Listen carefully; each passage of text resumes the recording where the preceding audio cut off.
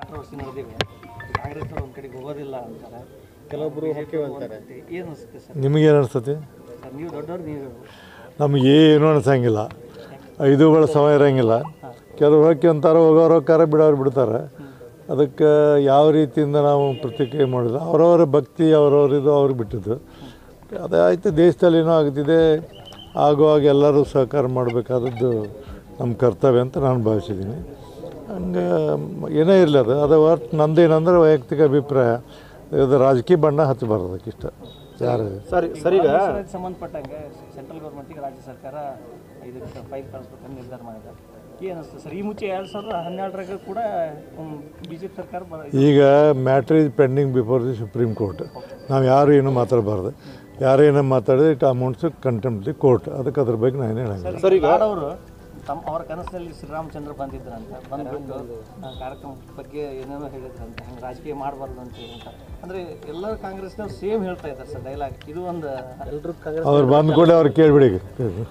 ನಾಡೋರಿಗೆ ಅವ್ರ ಕನಸು ನಾ ಹೆಂಗೆ ಹೇಳ್ರಿ? ನನಗೇನು ಕನಸು ಬಿದ್ದಿಲ್ಲ. ನನಗೇನು ಕನಸು ಬಿದ್ದಿಲ್ಲ, ಬೀಳೋಂಗಿಲ್ಲ. ಸರ್ ತಾವು ಯಾವಾಗ ಹೋಗ್ತೀವಿ? ಎಲ್ಲಿಗೆ? ಇನ್ನೇನು ವಿಚಾರ ಮಾಡಿಲ್ಲ.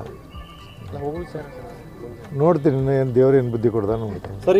ಸರ್ ಈಗ ಏಕವಚನ ಬಳಸುವಂತ ಪದ್ಧತಿ ಭಾಳ ರೂಢಿ ಇರಬೇಕು. ತಾವು ಕೂಡ ಬೇಸರ ವ್ಯಕ್ತಪಡಿಸಿದ್ರಿ. ಮುಖ್ಯಮಂತ್ರಿಗಳು ಗೌರವ ಕೊಡ್ತಲ್ಲ, ಸಭಾಪತಿಗಳು ಗೌರವ ಕೊಡ್ತಲ್ಲ ಅಂತ ತಾವು ಕೂಡ ಬೇಸರ ವ್ಯಕ್ತಪಡಿಸಿದ್ರಿ ಮೊನ್ನೆ.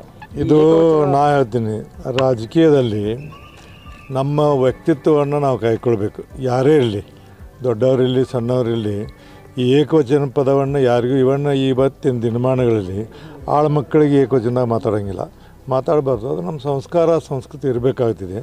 ಇದನ್ನು ಇನ್ನೊಬ್ಬರು ನಾಳೆ ಯುವ ಶಾಸಕರು ಬರುವಾಗ ಏನು ಕಲಿತಾರೆ? ಯಾರೇ ಇರಲಿ, ಯಾರು ನಾನು ಅವ್ರ ಹೆಸರು ಹೇಳೋದು ಪೇಪರ್ದಾಗ ಓದ್ತೀನಿ, ಟಿವಿಯಾಗ ನೋಡ್ತೀನಿ. ಬಟ್ ಏಕವಚನವನ್ನು ಪ್ರಸ್ತಾಪ ಮಾಡೋದು ಯಾರಿಗೂ ಅದು ಸಾಧುವಲ್ಲ, ಒಳ್ಳೆಯದಲ್ಲ. ಇವನ್ ನಮ್ಮನ್ನು ಏನದು ಸದನದಲ್ಲಿ ಇಂಥ ಆಗ್ತಾವೆ. ಸದನದಲ್ಲಿ ಸಹಿತ ನಾನು ಎಷ್ಟೋ ಸರಿ ಮಾಡಿ ಬೆಳಗಾವಿಗೆ ವಾರ್ನಿಂಗ್ ಕೊಟ್ಟೀನಿ. ಮತ್ತು ಸದನದಲ್ಲಿ ಆಗುತ್ತಿರುವಂಥ ನಡವಳಿಕೆಗೆ ನನ್ನ ತಲೆ ಒಂದೊಂದು ಸಲ ಬಿಸಿಯಾಗಿ ದನ ಕಾಯವ್ರು ಮಾಡಿದಂಗೆ ಮಾಡ್ತೀರಿ ಅಂದು ಅಂದಿನ. ಮತ್ತು ನಾವು ಅದಕ್ಕೆಲ್ಲ ಸಹಮತಿಯನ್ನು ಕೊಡೋಂಗಿಲ್ಲ. ಪಕ್ಷ, ರಾಜಕೀಯ ಅವು ಇವೆಲ್ಲ ಬೇರೆ ಬೇರೆ. ಸ್ಥಾನಮಾನಗಳ ಗೌರವವನ್ನು ಕಾಪಾಡ್ಕೊಳ್ಳೋದು ಎಲ್ಲ ರಾಜಕಾರಣಿಗಳ ಒಂದು ಕರ್ತವ್ಯ, ಜವಾಬ್ದಾರಿ, ಇಚ್ಛಾಶಕ್ತಿ. ಅದನ್ನು ಉಳಿದವರು ನೋಡಿ ಕಲಿಬಾರ್ದು ಅನ್ನೋದಕ್ಕೆ ನಾನು ಈ ಮಾತನ್ನು ಹೇಳಲಿಕ್ಕೆ ಇಷ್ಟಪಡ್ತೀನಿ. Okay sir, thank you sir.